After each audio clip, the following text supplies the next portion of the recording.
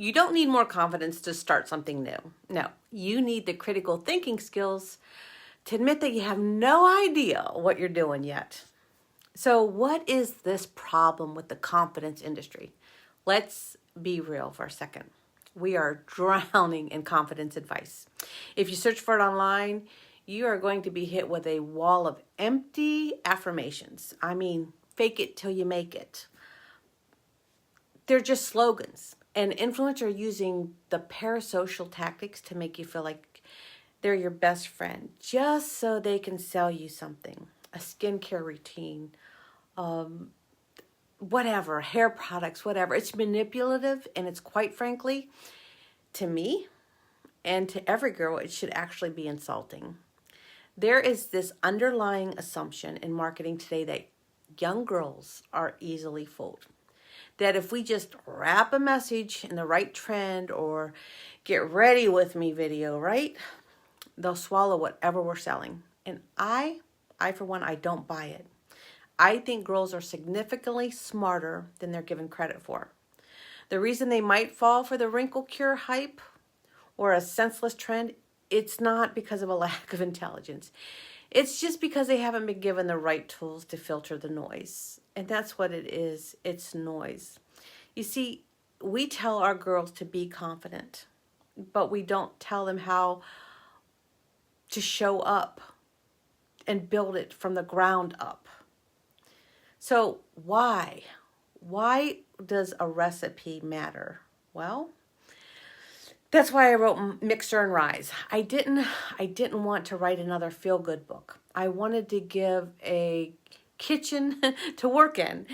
And I chose that metaphor specifically because of the recipe theory that I have. It's not a fixed code or a set of restrictions. It's not you have to do this or you have to do that.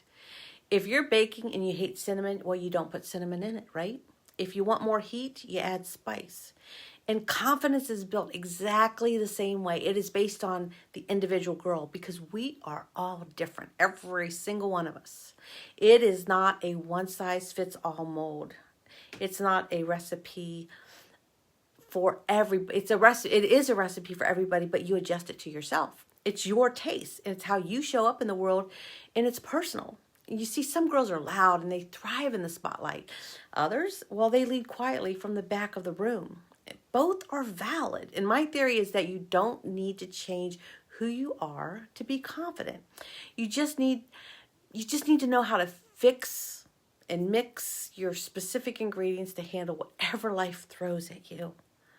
So the one ingredient that I found missing on the research that I did when it came to building confidence is critical thinking. You see, in most self-help books, they talk about grit, the courage to start, and Moxie, which is the boldness to keep going.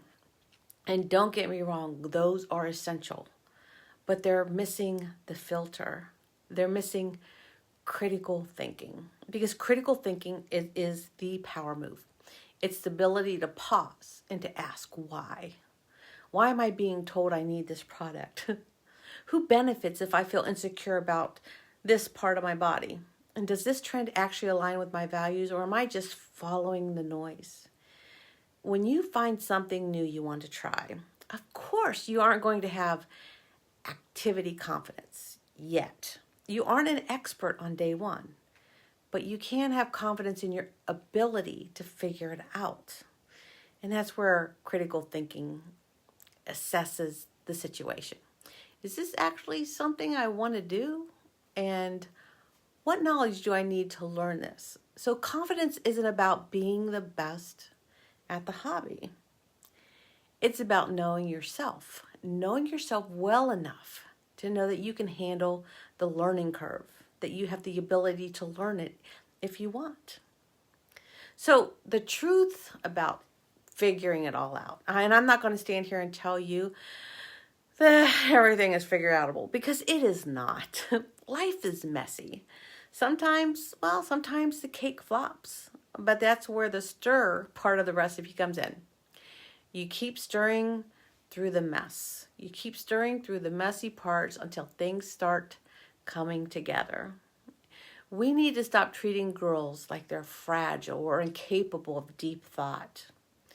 When we give girls the credit they deserve, they start to see through the manipulation of social media. They realize that an influencer's perfect life, it's a filter. It's a filtered version of reality designed to sell a click. So when a girl has her own recipe for confidence, well, she doesn't need to borrow somebody else's. No. So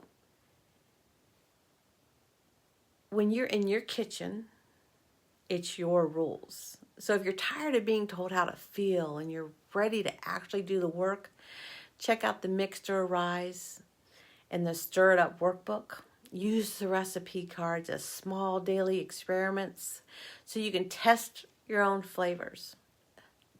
Don't wait until you feel ready. I promise you, because you might never feel 100% ready. Just get out there, start mixing. The recipe is yours to adjust. It's yours to taste test, and it's yours to perfect over a lifetime. You've got the grit. You've got the Moxie. And you certainly have the brain power. Now go see what you can make.